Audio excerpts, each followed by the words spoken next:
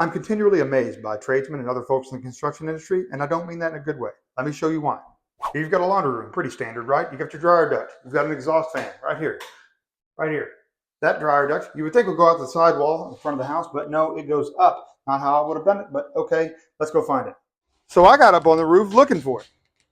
Lo and behold, I couldn't find it. You know what? I couldn't find either one of those. I couldn't find the termination point for that exhaust fan or the dryer duct. So naturally, I went up in the attic. That's where I'm going to take you now. I guess before I do that, let's take a look on the outside of this wall. So there's that window we were just looking at, and you can see there's no dryer duct down there. And as we back up, we see this dormer up here. Okay, let's keep that in mind. Now let's go in the attic. Okay, so there's the dormer over there. Let's go over there and see if we can get a closer look. Okay, now that we're here, you can see the dryer duct goes to the side of that dormer, and the exhaust duct goes to the other side of the dormer. Let me go take another look at the roof. Okay, so already we see the side where the exhaust fan is supposed to be, and we see nothing. And so that's just terminating to the sidewall and not outside. So let's go see the other side just for the heck of it and see what we got over there. And as I suspected, nada, nothing. The dryer vent goes to the wall. Check out this kitchen sink. Look at the sealant where it attaches to the counter here. That doesn't look good at all. I wonder if it leaks.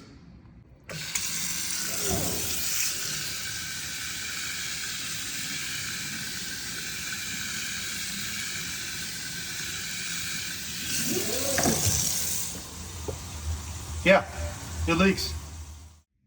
Then there's this window, and right above it where we have an area of missing insulation. Thank you, thermal imaging camera, for coming through and coming in once again. This area in another bedroom with a larger area of missing insulation.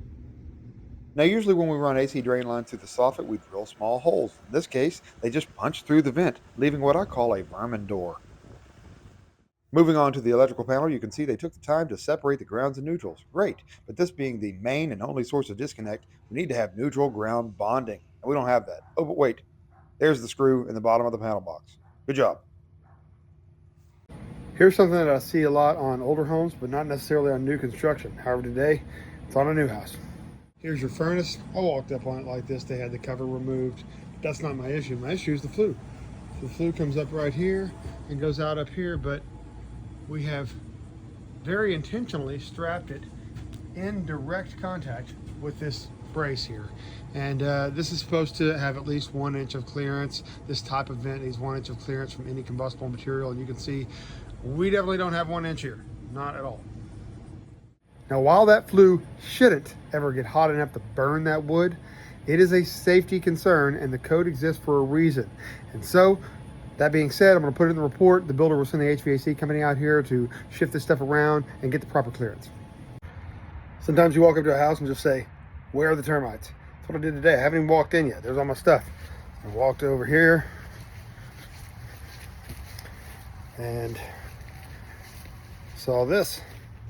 That is ant bed. This looks like termite tubes.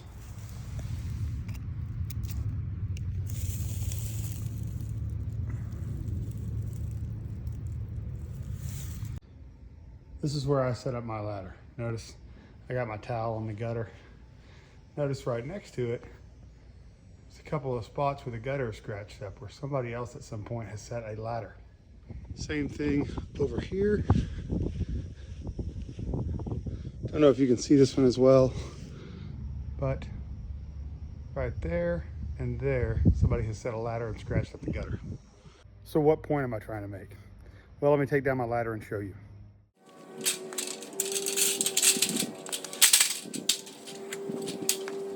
And here is the result. Here's where the previous ladder was put up. You can see the scratches on the gutter there and there, but nothing over here where my ladder was.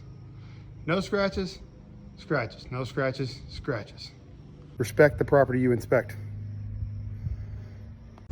This is how poor grading starts. You can see that we do slope away from the house, but obviously we got a low spot here, and then we've got the house next door.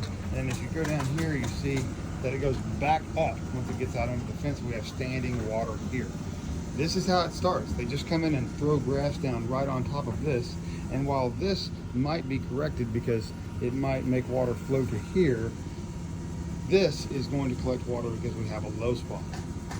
Yes, the house next door is running their sprinklers. This house doesn't have an irrigation system or even sod yet, but we haven't had any rain in a long time. You can see all of this algae and everything. I'm not sure if possibly it rained over here yesterday. I don't think that it did.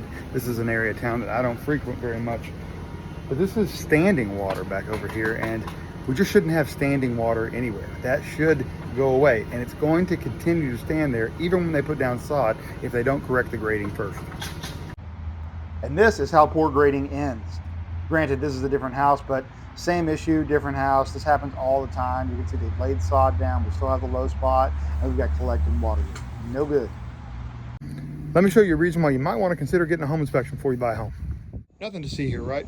Everything looks cool and normal, but to a home inspector, this might just look like a pile of dirt, but it looks suspicious to me. So as I came in here and took a look, started moving some of this dirt around, I found an active termite infestation. Let's see if we can find some more of these little, there they go. And I found them in 3 more areas of the home.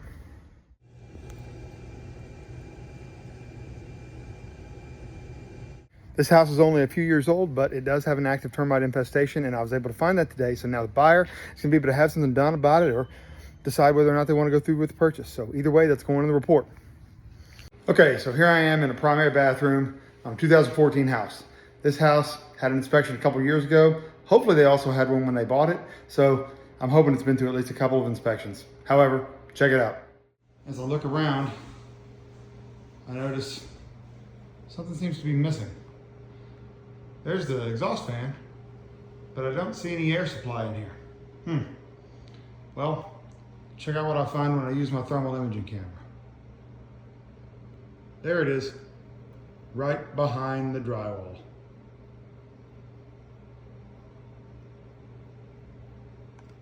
For 9 years, across multiple homeowners and multiple inspections, nobody ever noticed that in the main bathroom, the air supply is covered with drywall. Until now. Now you might be thinking, hey Matt, maybe the previous inspectors and the builder didn't have access to thermal imaging. Yeah, maybe they didn't, I don't know. But I didn't use thermal imaging to find it. I used my brain and my eyes. I looked, it was the main bathroom and it had no air supply. I confirmed where it is with the thermal imaging camera, but I found that it was missing with just what's going on up here. And just in case you wanted to see what it looked like when the heat's running. There it is with the heat running. Trying to push heat through that drywall, but I just can't do it. Doing a pre-drywall inspection. We got some duct work running through some trusses. Don't like what I see. So we have these itty bitty trusses here, and we've just squeezed all this duct work in here. And you can see like this one here comes down and in this little bitty hole. That looks like a major restriction to me, which is probably going to restrict air to this kitchen area. Then you've got one over here, coming out through here, another supply register in the kitchen. But they squeezed it through here, and then they got water pipes on top of it that is now crushing it. And again, I think it's gonna restrict airflow big time.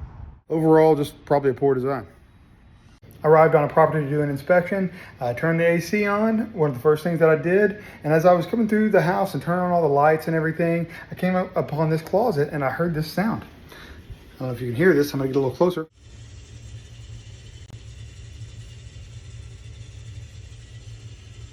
It sounds like water running. However, there's no water running on this property whatsoever.